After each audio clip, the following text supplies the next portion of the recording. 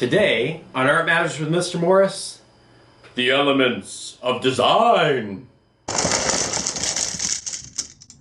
Da da da da da da da da da da da da. Woo! Da da da da da da da. Da da da da da. Woo! Da da da da da da. Art Matters with Mr. Morris. Yeah. Class, welcome back. Artists, I am excited because today is the start of a very important part of your artistic adventure. It's actually not that exciting, but it is really cool for me. Maybe not for you. Hopefully you'll get some interest in what we're going to cover. The elements of design. You know what? I'm just going to show you a short video that I made. Roll clip.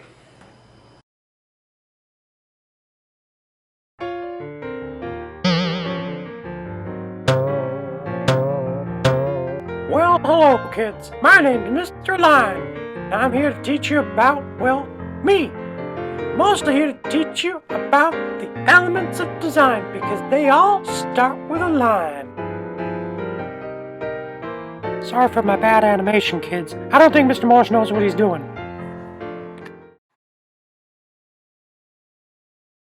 Alright, so the first thing we need to talk about are the elements of... The elements of design. I sure wish I would quit doing that over top of my voice. Anyhow, sometimes these are also called the elements... The elements of art. I wish you'd stop doing that. I know a lot of my friends are fans of the video game Minecraft, so I'm going to use that as my first example. Imagine the elements are kind of like all the building blocks that make up the entire world. The whole world is made up of tiny elements. I like that game, except for those creepers. Ugh, they creep me out. Another way of thinking about the elements is, well, in science we know everything in the entire galaxy is made up of different elements, like what you see on the periodic table of elements. But each one of these elements can even make up all kinds of things on its own. Let's take one out. Let's make it carbon. Carbon is an element that's used to make all kinds of things, like flowers and pencils and kitty cats and people. We're all carbon-based life forms. Well, of course, except for the pencil, it's not alive. Just like in real life, the elements help to make everything that we see. Well, in art, the elements are what help make the art work. You get it? Art, work. Oh man, tough crowd. Mr. Morris likes to start a lot of his classes by chanting the elements of design. So let's do it together right now. Lines become shapes. Shapes become pattern. Pattern becomes texture. Texture can have color. Color has value, and value shows form. When we say all those things about becomes and has and shows or can have, let me show you what I mean. I can use a line to make a shape. And then I can take a shape. When I start adding a bunch of other shapes, it starts looking more interesting. But then I can turn those shapes into patterns like these stripes. But I can make those patterns more interesting by filling them with texture, which is just a pattern that repeats even more and makes it look like it feels like something else. Textures can have color. I said they can have. Red marker, you're not needed yet. Sorry, poor guy. Sometimes we just don't need color in an image, and that's okay. But color and all the other elements always do show value. And when we show value in a picture, it shows form or three-dimensionality. All right, so let's do a quick review. And you know what? Let's have Red Marker come back up here. Come on up, Red Marker. All right, sing it with me. Lines become shape.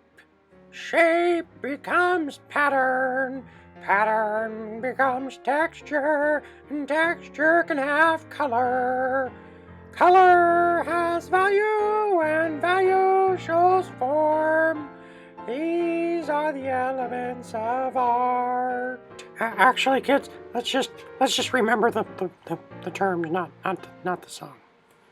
All right, so hopefully I didn't just stress you out too much by the weirdness of that video. So the elements of design, in essence, are the building blocks with which all art can be made and all art can be viewed. So we can use what we know about the elements of design to make art. We can also use it to describe art. This is very important when you go to a museum, for instance, or you're looking at a piece of artwork that maybe you are not a big fan of. It's important to sit down and really ask, what is positive about this? What isn't? But the problem is that that is subjective, meaning it's your opinion. And your opinion matters. But sometimes when you're viewing art, you don't want an opinion. You want something that's objective. So for instance, if I look at any piece of artwork and I look at the way the lines are done, can I say that the artist used a variety of lines that helped to support what he or she was making in the artwork? Can I say that they used a variety of different shapes, open shapes, closed shapes? Did they use geometric? Did they use organic shapes?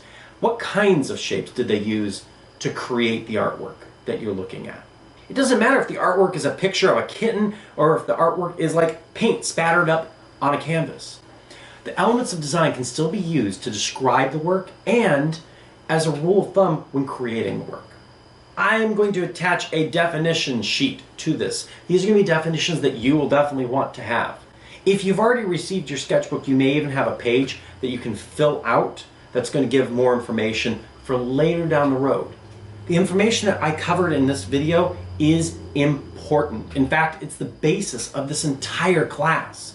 This whole class is based off of the elements of design and principles of design, which we'll get to later. The elements of design, I cannot stress to you how important they are in understanding how to make art and how to view art and how to talk about art in a mature and objective way, meaning not from opinion, but from fact.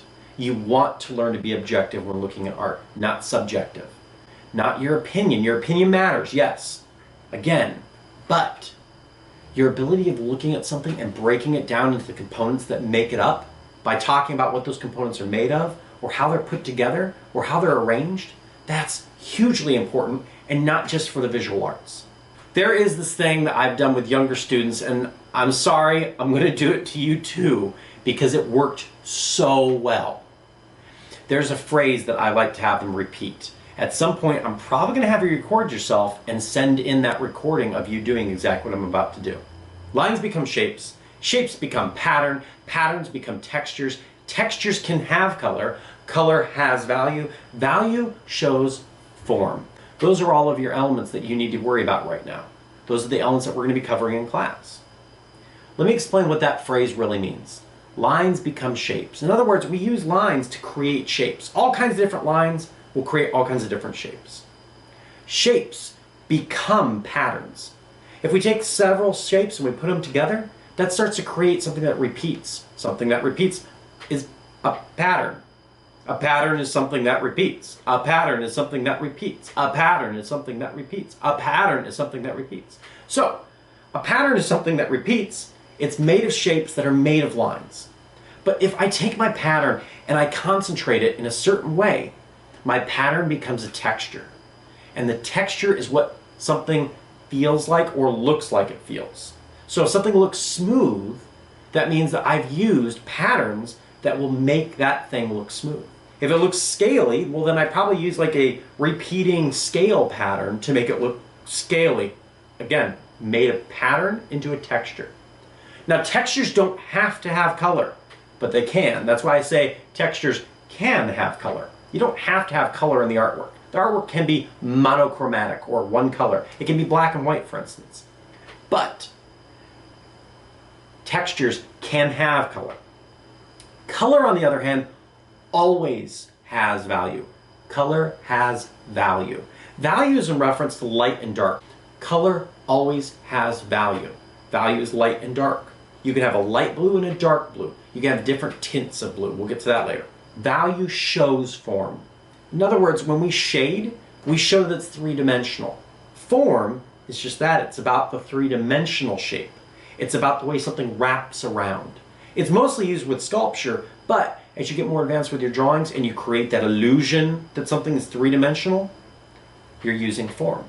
So those, my friends, are the elements of design we'll be talking about in the rest of the school year. This project that's coming up soon in the studio, it's going to be an awesome one. It's going to be your first one using the elements of design and really thinking about what those elements are. Know this, I am proud of you. I'm proud of what you are doing and who you are. Until next time, I'm Mr. Morris. Keep on keeping on. Keep on making art. Be kind to yourself. And have a great day. Bye.